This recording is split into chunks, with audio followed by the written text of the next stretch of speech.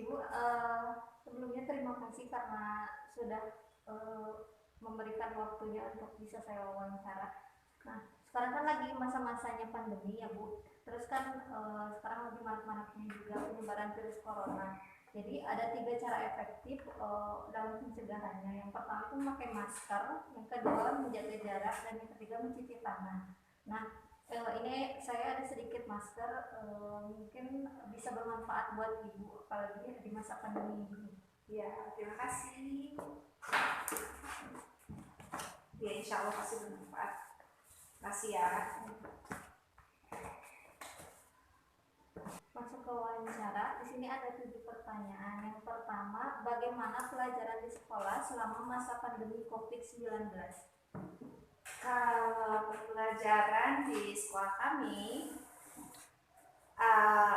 untuk apalagi dari COVID awal sampai sekarang PPKM ya, ini masih daring.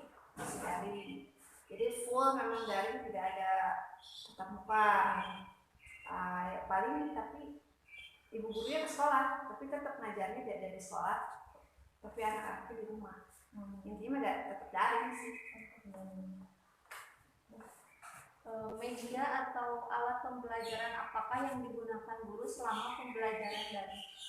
Kalau untuk media atau alat pembelajaran biasanya yang pertama pasti kita menggunakan gadget ya, yang pertama ya, mau itu ponsel atau laptop. Lalu untuk menyampaikan materi itu biasanya kita membuat video penjelasan, video pembelajaran. Lalu ya kebanyakan sih video ya, karena kita sempat pengen pakai Zoom, tapi mungkin kayaknya nggak gampang ya kalau pakai Zoom, terutama kendalanya kuota dan lain-lain. Jadi kita pakai paling simpel saja ya video, kalau tidak voice note itu paling. Lalu kalau untuk ada media-media yang lainnya untuk penyampaian materi, tergantung dari materinya apa, kita pasti bikin kayak misalkan kita bikin mind mapping kertas karton bisa dipotong. Nah itu sih supaya menggampangkan siswa, lalu siswa tidak terlalu terpaku pada buku teks yang panjang-panjang. Jadi kita bikin seringkas mungkin, kita bikin mind map, difotoin dengan semenarik mungkin ya. Kita pakai media yang membuat anak nggak terlalu susah mencerna gitu. Yang penting mereka paham cepat gitu. Berarti dikirimnya lewat WA? Ya, dikirim lewat WhatsApp group aja sih. Kita andalan kita saat ini memang WhatsApp group ya. Yang ketiga, apakah pembelajaran online lebih efektif dari pembelajaran offline? Kalau ditanya soal efektif, tentu saja tidak ya. Banyak sekali kendalanya. Terutama ya kita tahu sendiri lah kondisi pandemi seperti ini. Kadang ya terutama penghasilan orang tua yang membuat kuota jadi tidak terbeli. Jadi tidak mengikuti pembelajaran sama sekali.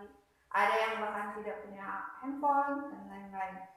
Terus kalau ditanya soal efektif, jelas tidak efektif karena sepertinya anak-anak sudah mulai bosan, sudah mulai jenuh. Jadinya kalau kita tidak memotivasi lebih kuat lagi, kayaknya udah malas gitu ya belajar di rumah teh. Terus pembelajaran pun atau materi yang didapatkan kadang cuma selewat doang gitu ya, selewat nggak dipahami baik-baik gitu, nggak diserna baik-baik. Jadi kalau ditanya lagi ulangan lagi atau PTS atau PAS, nilainya itu turun. Karena apa? Karena mungkin banyak sebetulnya kendalanya banyak. Kadang pas waktu daring mereka nggak fokus. Kalau di rumah udah beda ya, biasanya udah beda banget kalau di rumah. Nggak fokus lah, pengen inilah, pengen itulah. Terus datang malesnya. Beda penyampaian guru sama ketika di kelas sama ketika daring. Kalau di kelas insya Allah ya materi itu gampang banget dicerna. terus guru juga bisa mengcover semua siswa. Kalau di rumah kan beda suasana, terus moodnya juga udah beda. Apalagi peran orang tua yang kurang. Kalau orang tua udah istilahnya cuek, udah weh. Itu si anaknya biasanya, kalau anak yang kurang mandiri sangat-sangat tergantung orang tua, tapi orang tuanya cuek, mau belajarnya gimana? Tapi ada beberapa anak yang memang berbanding lurus gitu, ketika orang tuanya perhatian, ngasih motivasi, si anak pun dari dia rajin, semangat, rajin belajarnya. Jadi ketika ulangan, ketika PAS, KTS, ya nilainya tetap bagus. Jadi kalau ceritanya soal efektif, tergantung siswanya juga sih sebetulnya ya. Tergantung siswanya masing-masing. Kalau memang siswanya rajin, bisa fokus di mana aja belajar, sudah terbiasa belajar, ya insya Allah dia bagus gitu ya, hasilnya bagus. Tapi yang anaknya, ya nggak ada anak yang bodoh, yang ada males ya. Kalau anaknya males, kurang motivasi, kurang perhatian orang tua, ya akan berbanding lurus dengan hasilnya juga, pasti menurun gitu. Yang keempat, apakah tantangan seorang guru dalam proses pembelajaran selama daring? Kalau tantangan ya itu, jadi sebetulnya capeknya double. Pertama kita harus menyiapkan materi, menyiapkan tugas, sama sebetulnya seperti tatap muka, tapi kita nggak bisa berinteraksi langsung sama siswa.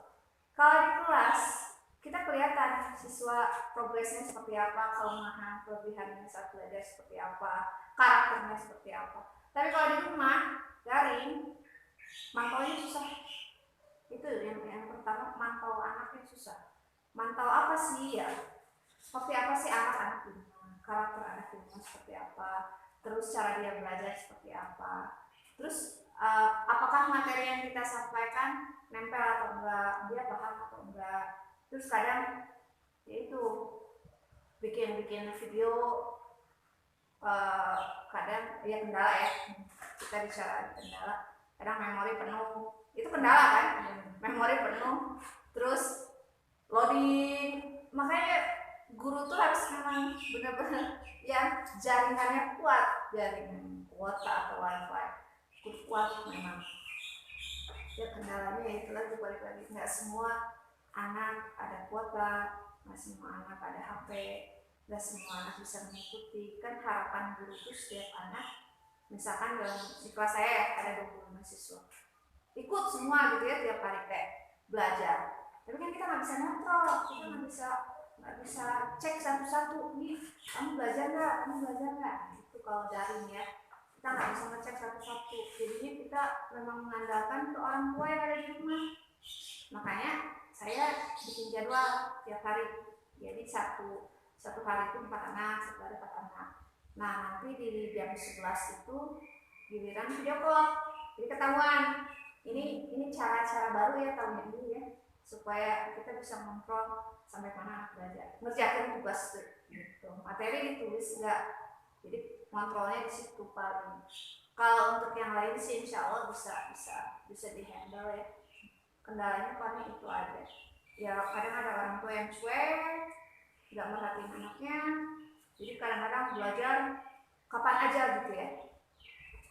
Ya itu paling nggak ada kerjasama gitu ya, kerjasama antara orang tua dan guru. Karena sebenarnya peran orang tua itu lebih penting. Iya, peran orang tua sangat penting. Kalau dari rumah tuh, kalau anak nggak sama orang tua, apalagi kelas rendah ya, kelas rendah memang harus ada bimbingan dari orang tua banget. Kalau saya biasanya kelas tinggi, kelas 6. Kalau kelas 6 memang sudah bisa mandiri, apalagi kalau dia pegang HP sendiri ya. Tapi tetap bimbingan orang tua harus ada. Kenapa? Karena coba cek, apalagi yang sudah punya HP sendiri, dipakai belajar atau enggak, atau main game. Nah dicek, harus dicek nih. Tiap selesai, ada orang tua yang kerja misalnya pulang sore, dicek udah belajar belum, dicek catatannya. Kalau bisa sih seperti itu ya pengennya, dicek setiap catatan, tadi belajarnya apa, dicek catatannya, dicek tugasnya. Harapan guru sih seperti itu. Jadi entong ting gitu ya. Memang orang tua juga banyak yang mengeluh, ibu susah ini ngejelasinnya ke anak gimana, aku nggak ngerti. Ya wayahna gitu ya, wayahna dan memang orang tua memang bukan guru kan, jadi harus ada kerjasama. Kalau ada yang susah, coba dicek lagi video pembelajaran seperti apa, kita kerjasama. Makanya perlunya ada kerjasama orang tua sama guru. Tapi ya itu kendalanya kadang orang tua cuek, orang tua nggak peduli gitu. Seadanya budak, seadanya anak, itu yang nggak sejalan sama pemikiran kita gitu jadinya. Kita bisa pilih memberikan tugas, pertanyaan, ataupun materi. Misalkan memberikan tugas, misalkan ini judulnya KBM kami misalkan. Lalu di sini misalkan kerja.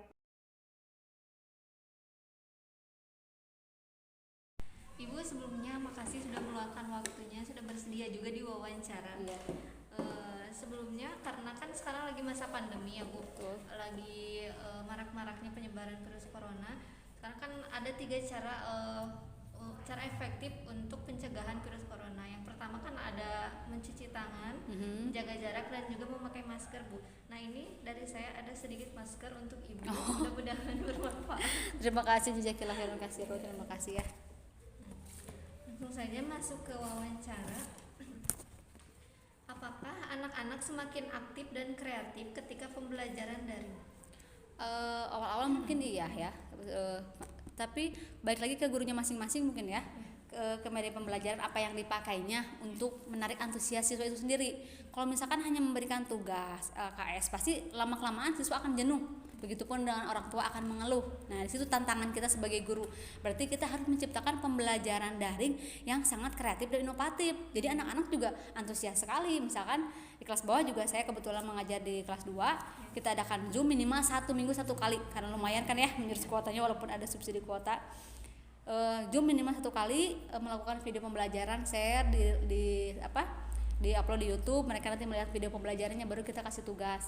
Jadi ada yang langsung bisa untuk tes membaca atau perkalian, kita bisa lihat video call, nggak usah selalu Zoom, bisa video call, berapa grup, dibagi berapa grup. Karena untuk melakukan jarunjung segala macam masih belum boleh kan ya, harus ada surat dari Satgas desa segala macam lah gitu, masih rentan dan masih banyak klaster keluarga untuk sekarang. Makanya jadi guru harus jadi kita harus melakukan bisa membuat media pembelajaran semenarik mungkin, sebanyak mungkin gitu, biar anak-anak antusias, nggak bosen, nggak jenuh. Kalau cuma ngasih tugas kerjakan halaman sekian pasti bosen, apalagi tidak ada tatap muka sama sekali. Jadi kita bisa lihat virtual ya, media pembelajaran juga sudah cukup. Kalau misalkan tidak bisa Zoom, minimal pokoknya Zoom 1 minggu sekali. Kalau di kelas saya biasa hari Kamis Zoom, hari Rabunya media pembelajaran, nanti ada video call, tiap harinya pasti ada, walaupun per kelompok di rolling jadinya gitu tiap hari. Yang selanjutnya, apakah metode pembelajaran yang digunakan masih sama ketika sebelum pandemi dan sesudah pandemi? Pasti kan berbeda ya, karena dengan virtual secara tatap muka pasti berbeda, walaupun dengan menggunakan media yang sama. Misalkan bangun ruang ya, kita pakai medianya, kita bikin media pembelajaran di video, tapi kita kirim di grup, misalkan lewat YouTube, mereka tinggal lihat aja. Jadi gurunya tetap kita gitu maksudnya, cuma mereka hanya melihat secara virtual, tapi kan tetap nggak ada komunikasi 2 arah kan, cuma 1 arah. Jadi bertanya hanya Ibu, kalau apa yang tidak mengerti baru bisa lewat WA. Beda dengan langsung bertemu langsung kan, kalau Ibu itu apa ya, ini apa ya, bisa langsung gitu kan. Kalau cuma secara virtual ya 1 arah, tidak 2 arah, jadinya memang seperti itu, kurang lah gitu. Jadi masih kurang ya. Apakah kesulitan guru selama pembelajaran daring? Kesulitannya mungkin tidak semua siswa memiliki gadget, handphone ya. Karena ekonominya kan macam-macam, ada yang sudah punya juga terbatas, baru jam 10:30 malam pernah ada yang kirim tugas waktu istirahat, Ibu maaf baru kirim tugas, baru ada kuota. Mungkin memang baru kebeli kuotanya. Ada malah siswa yang itu kakak beradik dua-duanya nggak ada handphone, jadi dia pakai handphone tetangga. Untung alhamdulillahnya tetangganya baik, tapi kan kuota tidak selalu ada. Nah, untuk mensiasatinya ya, kalau yang seperti itu hanya ada beberapa, jadi bisa langsung kirim tugas ke sekolah di jadwal, misalkan hari ini bertemu dengan saya gitu. Yang penting mah kalau misalkan memungkinkan saya yang ke rumahnya ngambil tugasnya. Nah, seperti itu aja gitu. Tapi ya konsistennya di situ. Kalau secara virtual seperti itu, orang tua juga kayak di kelas bawah, kalau untuk memakai Google Form atau apa, itu kan orang tua yang sibuknya, karena anak kelas 1 kelas 2 belum terlalu paham kan ya, misalkan gitu. Mereka yang di luarnya kalau Zoom juga, Ibu susah masuknya segala macam, pasti ada kendalanya lah gitu. Tantangannya tadi, jadi yang tadinya hanya pembelajaran melibatkan guru dan siswa, sekarang ada orang tua yang mengeluhkan begini Jadi sekarang peran macam-macam. orang tua juga lebih penting. Betul, peran besar. Malahan kalau semenjak sebelum pandemi yang ya tatap muka sama anaknya bagus nih waktu tatap muka. Tapi begitu jadi daring seperti ini jadi berkurang, jadi jauh, tugas nggak pernah ngumpulin atau gimana gitu. Ternyata orang tuanya sibuk gitu. Tetap aja. Jadi kalau memang menurut saya keberhasilan siswa apalagi utamanya yang kelas 1 2 3 itu masih tetap peran penting orang tua gitu untuk